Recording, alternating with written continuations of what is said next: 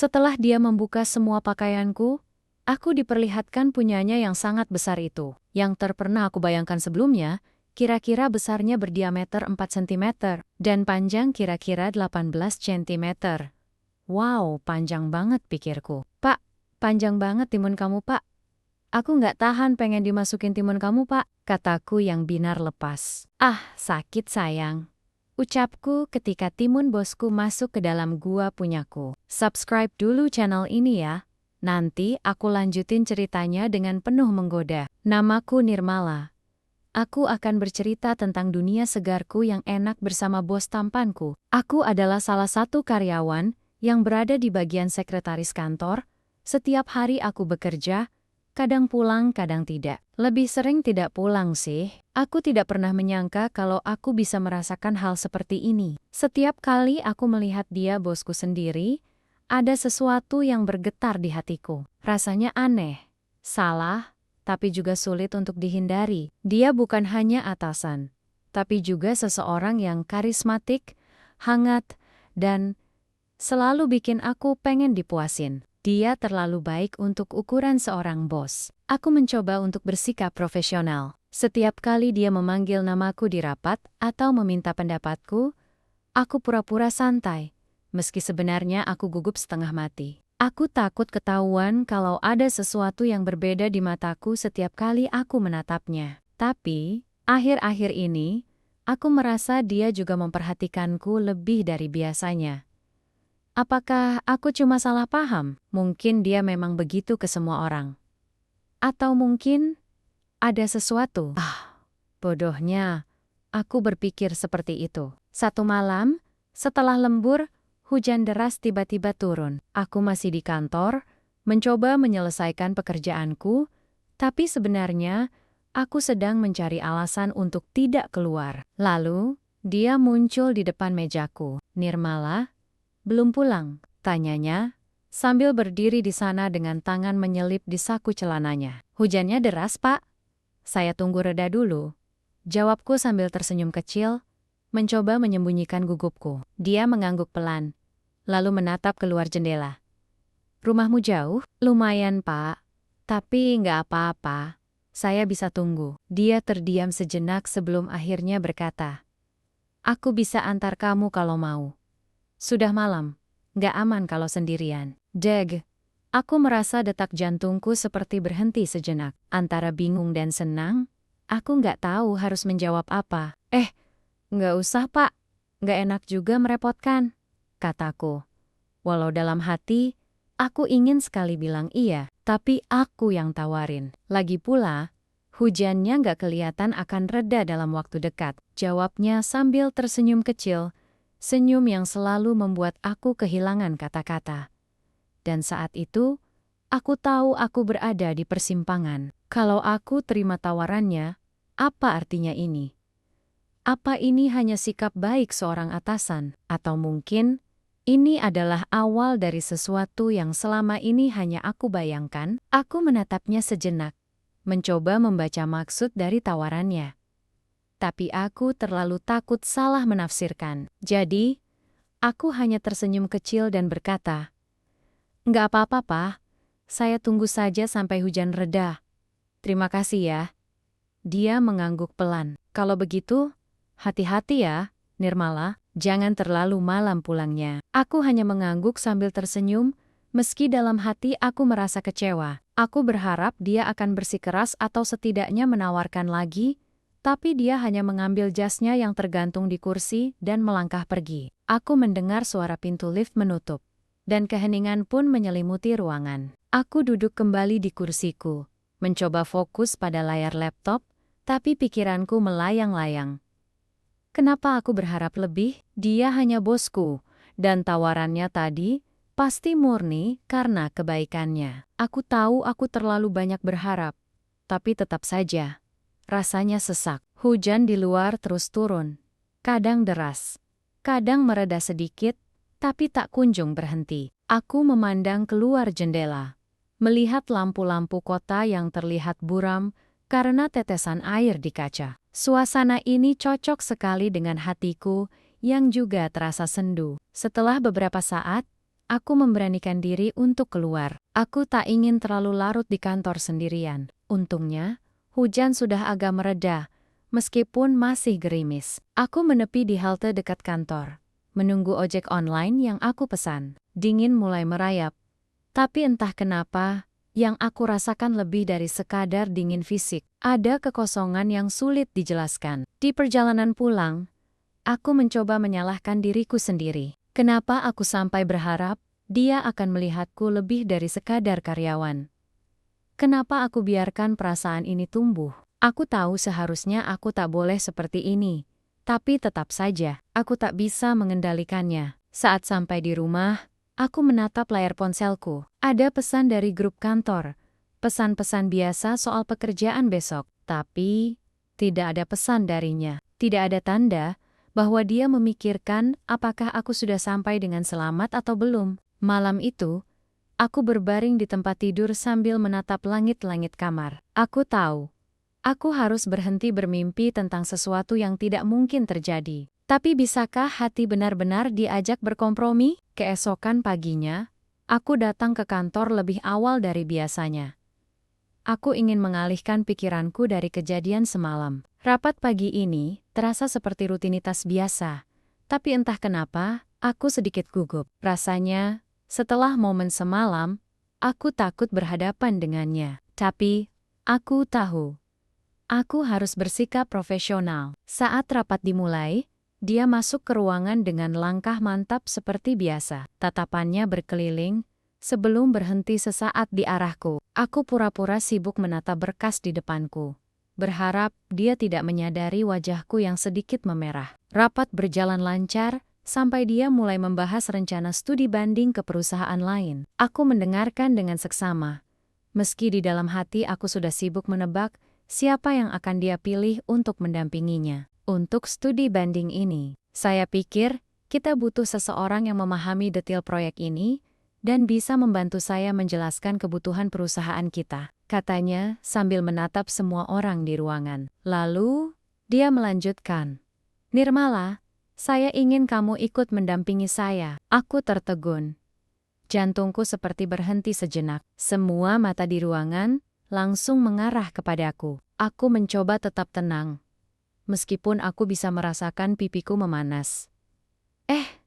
Saya Pak?" tanyaku, memastikan aku tidak salah dengar. Dia tersenyum tipis sambil mengangguk. "Ya, kamu yang paling paham detail laporan ini. Dan saya yakin kamu bisa menjelaskannya dengan baik. Kalau ada kendala, beritahu saya nanti." Ya, aku hanya bisa mengangguk, mencoba menutupi campuran rasa gugup, senang, dan canggung yang berkecamuk di dadaku. Beberapa rekan kerjaku memberikan tatapan iri, sementara yang lain tersenyum kecil, seolah memberi dukungan. Sepanjang sisa rapat, aku sulit berkonsentrasi. Kepalaku penuh dengan pikiran tentang bagaimana perjalanan ini akan berjalan. Apakah ini murni karena kemampuanku? Atau ada alasan lain di balik pilihannya? Setelah rapat selesai, dia mendekatiku sebelum keluar ruangan. "Nirmala, nanti siang kita bicarakan lebih detail soal rencana keberangkatan, ya?" Aku mengangguk lagi, kali ini dengan senyum kecil. "Baik Pak." Saat dia pergi, aku terduduk di kursiku, mencoba mengatur napas. Ini seperti mimpi yang menjadi nyata, tapi juga membuatku semakin bingung. Bagaimana aku harus bersikap di perjalanan nanti? Haruskah aku tetap menjaga jarak? Atau biarkan semuanya mengalir seperti air? Siang itu, setelah jam makan siang, aku menerima pesan dari bosku. Pesan yang singkat, tapi cukup membuat jantungku berdegup lebih kencang. "Nirmala, ketemu di kafe depan kantor jam 2 siang ya. Kita bahas detail rencana studi bandingnya di sana." Aku membaca pesan itu berkali-kali, memastikan tidak salah paham. Kafe, bukan ruang rapat seperti biasa. Tepat pukul 2, aku melangkah masuk ke kafe itu. Suasananya tenang. Dengan alunan musik jazz yang lembut, aku segera melihatnya duduk di salah satu sudut. Mengenakan kemeja putih yang digulung hingga siku, terlihat santai tapi tetap rapi. Dia melambaikan tangan ketika melihatku, senyum tipis terlukis di wajahnya. "Nirmala, duduk sini. katanya, sambil menunjuk kursi di depannya. Aku mendekat dan duduk, mencoba tetap tenang, meski detak jantungku terasa lebih cepat dari biasanya. Di meja, ada 2 cangkir kopi yang sudah dipesannya. Aku pesan cappuccino buat kamu. Benar kan? Kamu suka itu? Tanyanya dengan nada santai. Aku terkejut. Bagaimana dia tahu? Aku tak ingat pernah menyebutkan soal kopi favoritku padanya. Oh, iya Pak. Terima kasih, jawabku, mencoba menyembunyikan keterkejutanku. Dia mengangguk, lalu mulai membuka laptopnya. Oke, soal studi banding. Perusahaan yang akan kita kunjungi ini, spesialisasinya di bidang yang hampir sama dengan proyek kita. Aku butuh kamu untuk membantu menjelaskan sisi teknisnya. Kamu sudah baca laporan mereka yang aku kirim semalam kan? Iya. Sudah, Pak.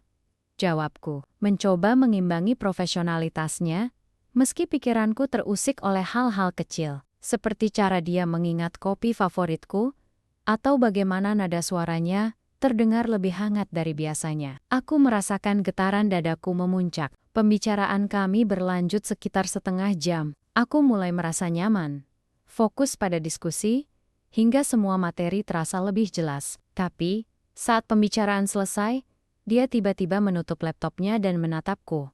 Tatapannya itu, ada sesuatu yang berbeda.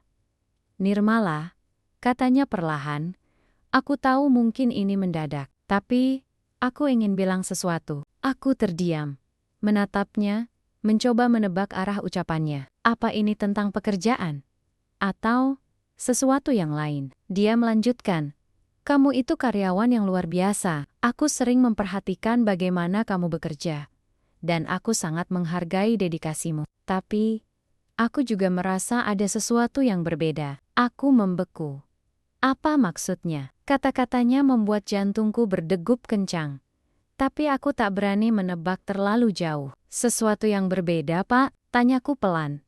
Meski suaraku terdengar sedikit bergetar. Dia tersenyum. Tapi ada sedikit keraguan di matanya. Ya, aku merasa nyaman setiap bekerja sama denganmu. Dan mungkin aku terlalu jauh kalau mengatakan ini, tapi aku ingin kamu tahu, aku menghargai kamu bukan hanya sebagai karyawan. Aku mulai melihat kamu lebih dari itu. Doug, dunia seolah berhenti sejenak. Aku tidak tahu harus menjawab apa. Apakah ini nyata atau aku hanya salah paham? Aku masih terdiam, mencoba mencerna kata-kata bosku barusan. Tapi sebelum aku sempat merespons, dia melanjutkan pembicaraannya dengan nada yang lebih santai, seolah ingin mencairkan suasana. Maaf kalau aku terlalu langsung tadi, katanya sambil mengambil cangkir kopinya. Tapi aku penasaran Nirmala, apakah kamu punya pacar? Pertanyaannya membuatku kaget. Aku menatapnya, mencari tanda-tanda apakah dia serius atau hanya sekadar basa-basi. Tapi dari caranya menatapku, aku tahu ini bukan sekadar pertanyaan iseng. Enggak Pak, saya belum punya pacar, jawabku sambil tersenyum kecil. Meski dalam hati aku merasa gugup. Kenapa dia menanyakan itu? Apa ini terkait pekerjaan? Atau sesuatu yang lain? Dia mengangguk pelan, seperti sedang memikirkan sesuatu. Aku kira kamu sudah punya. Soalnya, aku melihat kamu orang yang menarik, cerdas, dan, ya, kalau aku boleh jujur, sulit untuk tidak memperhatikanmu. Aku merasa wajahku memanas, jantungku berdebar-debar, tapi aku berusaha menjaga ekspresi tetap tenang. Terima kasih, Pak. Tapi, saya memang belum terlalu memikirkan soal itu. Jawabku, mencoba meredam ketegangan. Dia tersenyum, tapi kali ini senyumnya terlihat lebih lembut. Kamu tipe orang yang fokus sama karier? Ya, itu bagus. Tapi jangan lupa juga, kamu perlu bahagia di luar pekerjaan. Aku hanya bisa tersenyum kecil, sambil mengangguk. Aku tidak tahu harus berkata apa. Kalimatnya barusan terasa seperti nasihat. Tapi ada nada perhatian yang membuatku bertanya-tanya apakah dia sedang menyiratkan sesuatu. Kalau aku boleh tahu, kenapa belum punya pacar? Tanyanya lagi. Suaranya terdengar santai, tapi matanya tetap menatapku penuh perhatian. Aku tertawa kecil, mencoba mencairkan suasana. Mungkin karena belum ada yang cocok, Pak. Atau mungkin juga saya terlalu sibuk dengan pekerjaan. Dia tertawa pelan. Aku bisa mengerti. Kadang, kesibukan memang membuat kita lupa untuk memikirkan hal-hal lain. Tapi, kalau ada seseorang yang mendekatimu, kamu akan memberinya kesempatan kan? Pertanyaannya membuatku semakin bingung. Apakah dia hanya bertanya-tanya? Atau ini cara halus untuk mengatakan sesuatu? Ya, kalau memang cocok dan serius, kenapa tidak? Jawabku akhirnya, sambil mencoba tetap tenang. Dia mengangguk lagi, tapi kali ini dengan senyum yang sedikit misterius. Baguslah, kamu seharusnya memberi dirimu kesempatan untuk bahagia, Nirmala. Kamu pantas mendapatkannya. Aku tidak tahu harus membalas apa. Kata-katanya barusan terasa seperti lebih dari sekadar perhatian seorang bos kepada karyawannya. Ada sesuatu di balik nada suaranya yang membuatku semakin bingung. Aku masih terdiam, memproses kata-kata bosku barusan. Suasana kafe menjadi semakin terasa intim. Meski di sekeliling kami, masih ada beberapa pengunjung lain. Dia menatapku, lekat-lekat. Seperti sedang mencari keberanian untuk melanjutkan sesuatu yang lebih besar dari sekadar percakapan biasa. Nirmala. Dia memanggil namaku dengan nada yang lebih pelan, tapi penuh keyakinan. Aku ingin jujur tentang sesuatu. Aku menelan ludah. Jantungku berdegup semakin kencang. Iya, Pak, tanyaku, pelan. Dia tersenyum kecil, lalu meletakkan cangkir kopinya dengan perlahan, seolah sedang menyusun kata-kata dengan hati-hati. Aku tahu, ini mungkin terdengar tidak biasa, apalagi mengingat posisiku sebagai atasanmu. Tapi, aku tidak bisa terus mengabaikan perasaan ini. Aku hanya bisa menatapnya.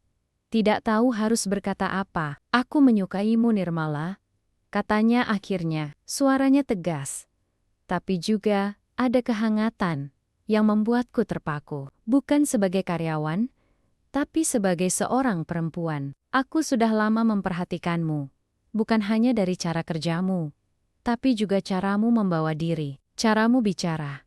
Semuanya. Dan aku sadar, aku ingin lebih dekat denganmu. Kata-katanya menggema di kepalaku. Aku tidak tahu harus merespons bagaimana. Di satu sisi, aku merasa bahagia karena perasaan yang selama ini aku pendam ternyata tidak bertepuk sebelah tangan. Tapi di sisi lain, aku juga sadar bahwa ini bukan situasi yang sederhana. Dia adalah bosku, dan ada banyak hal yang harus dipertimbangkan. Pak, aku membuka mulut, tapi suaraku terdengar kecil. Aku menunduk, mencoba merangkai kata-kata yang tepat. Dia tersenyum lagi, kali ini dengan tatapan yang lebih lembut. Aku tahu, ini mendadak. Aku juga paham kalau mungkin kamu merasa ragu karena posisiku di perusahaan. Tapi aku ingin kamu tahu, perasaan ini tulus. Aku tidak ingin memaksamu menjawab sekarang. Aku hanya ingin kamu tahu, kalau aku ingin kamu jadi lebih dari sekadar rekan kerja. Aku ingin kamu jadi bagian dari hidupku. Aku mendongak,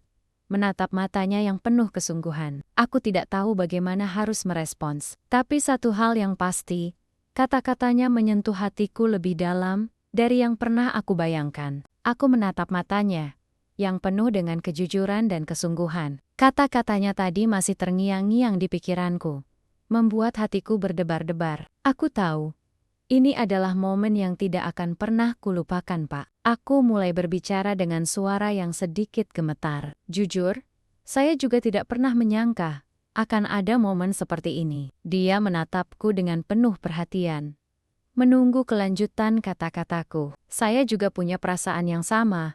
Lanjutku akhirnya, meski dengan hati yang penuh keraguan, tapi saya takut. Bagaimana kalau ini membuat semuanya menjadi rumit? Kita ada di lingkungan kerja yang sama. Dia memotongku dengan senyum lembut. Nirmala, aku sudah memikirkan semua itu. Aku tahu ini tidak akan mudah.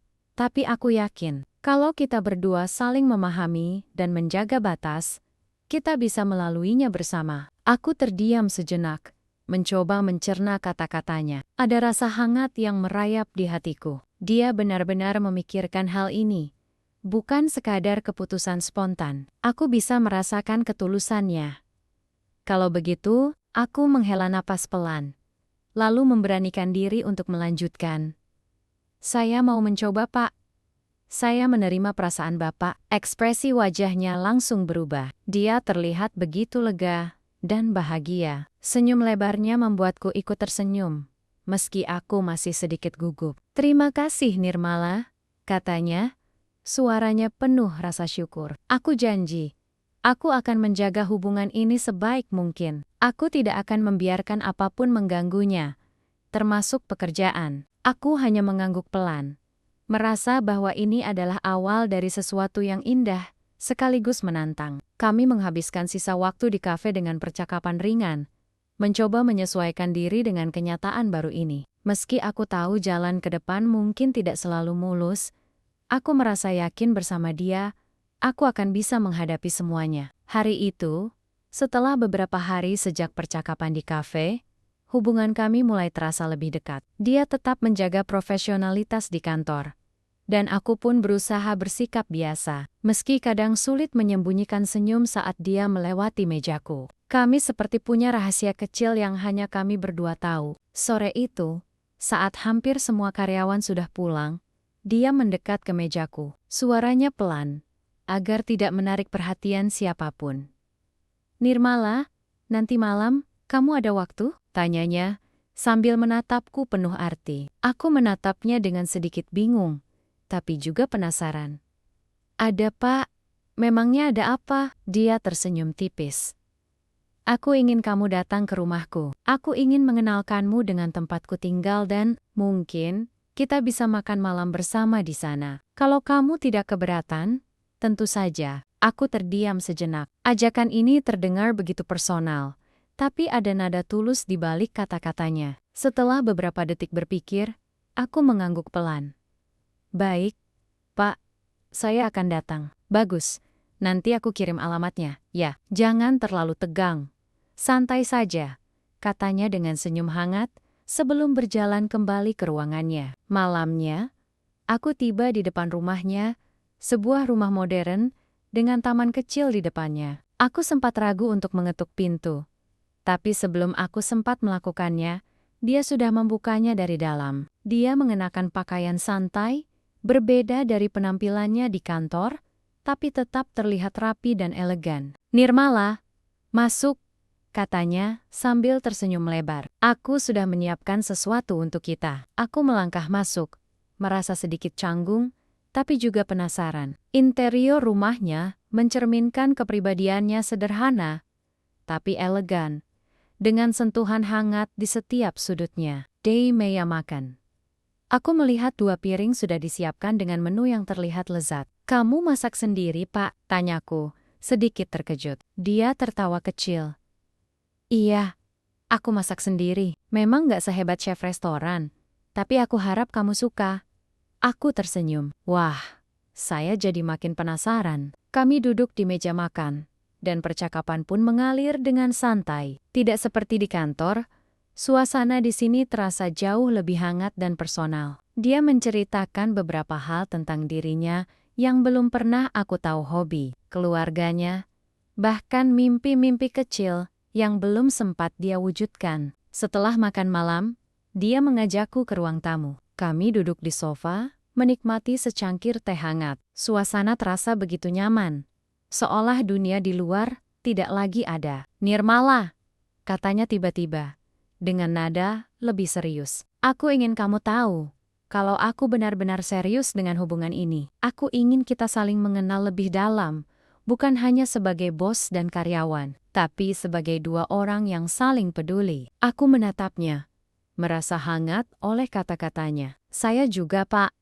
Saya tahu ini tidak akan mudah, tapi saya ingin mencoba." Dia tersenyum, lalu menggenggam tanganku dengan lembut. "Kita akan melewati semuanya bersama." Aku janji. Setelah kami berbicara cukup lama di ruang tamu, aku mulai merasa suasana semakin akrab. Namun, di balik kehangatan itu, aku juga menyadari betapa pribadi situasi ini. Aku dan dia hanya berdua di rumah ini, dan meskipun aku percaya padanya, aku tidak bisa mengabaikan perasaan gugup yang perlahan muncul. Tiba-tiba, dia bangkit dari sofa dan menatapku dengan senyum tipis. "Nirmala," katanya dengan nada lembut, "ikut aku ke atas sebentar ya. Ada sesuatu yang ingin aku tunjukkan." Aku terdiam, sedikit bingung.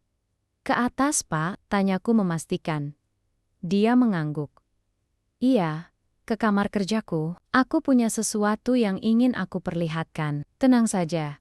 Aku tidak akan membuatmu merasa tidak nyaman. Rasa penasaran mengalahkan keraguanku, dan aku pun mengangguk pelan. Baik, Pak. Dia menuntunku menaiki tangga menuju lantai 2. Jantungku berdegup lebih cepat dari biasanya. Aku mencoba menenangkan pikiran, meyakinkan diriku bahwa dia tidak akan melakukan hal-hal yang tidak pantas. Sesampainya di lantai atas, dia membuka sebuah pintu. Ternyata dia mengajakku ke kamar pribadinya. Aku tahu, di rumah itu tidak ada orang, kecuali kami berdua. Bosku dengan lembut mengajakku ke kamarnya, dan tiba-tiba, aku dikagetkan dengan pembopongan aku, dan dibawa ke ranjang milik bosku. Aku kaget, dan merasa sangat berdebar-debar. Ayo Nirmala, layani aku. Aku masih berdegup kencang dadaku. Dia mengagetkanku. Apa aku harus nurut? Takut nanti dianggap lancang oleh bosku? Memang momen ini selalu aku bayangkan ketika aku berada di rumah sendiri, dan berada di kantor ketika melihat bosku yang tampan itu. Aku ingin dipuasin oleh bosku sendiri, dan kini akan terjadi. Jika aku mengatakan iya mau, maka semua itu akan terjadi. Nirmala, aku ingin kamu jangan bilang ke siapa-siapa ya soal ini, entah di kantor apa dimanapun. Jangan buka rahasia kita ini ya. Katanya meyakinkan aku. Iya Pak, saya pasti jaga rahasia ini kok, jawabku dengan sambil senyum. Dan berdebar-debar. Setelah dia meyakinkanku, aku dibuat kaget dengan perlakuan dia.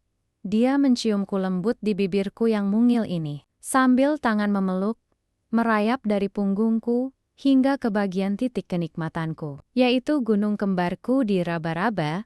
Gunung kamu besar banget Nirmala, dia bilang dengan nada yang sangat nafsui. Ah, Pak enak banget bagian itu. Aku merasa keenakan, dan sangat menikmati perlakuan bosku yang nafsu itu. Dia segera merayapkan tangannya ke balik pakaianku, hingga memegang gunung kembarku langsung. Tak lama kemudian satu persatu dia membuka pakaianku. Aku buka semua boleh Nirmala, katanya. Boleh Pak, jawabku dengan nada pasrah. Setelah dia membuka semua pakaianku, aku diperlihatkan punyanya yang sangat besar itu, yang terpernah aku bayangkan sebelumnya. Kira-kira besarnya berdiameter 4 cm, dan panjang kira-kira 18 cm. Wow, panjang banget pikirku. Pak, panjang banget timun kamu Pak. Aku nggak tahan pengen dimasukin timun kamu Pak, kataku yang binar lepas. Setelah semua pakaian terbuka, aku dan bosku menikmati semua itu dengan ganasnya. Bosku menggenjutkan keperkasaannya di hadapanku, dengan wajah yang sangat tidak tahan. Aku terhanyut dalam kebesaran timun miliknya. Sangat kunikmati. Ah, enak banget Pak, enak Pak terus. Kata itu selalu terucap dengan renyah di telinga bosku. Dan setelah itu, aku selalu menjadi bahan untuk pemuasan dirinya ketika di rumahnya sepi.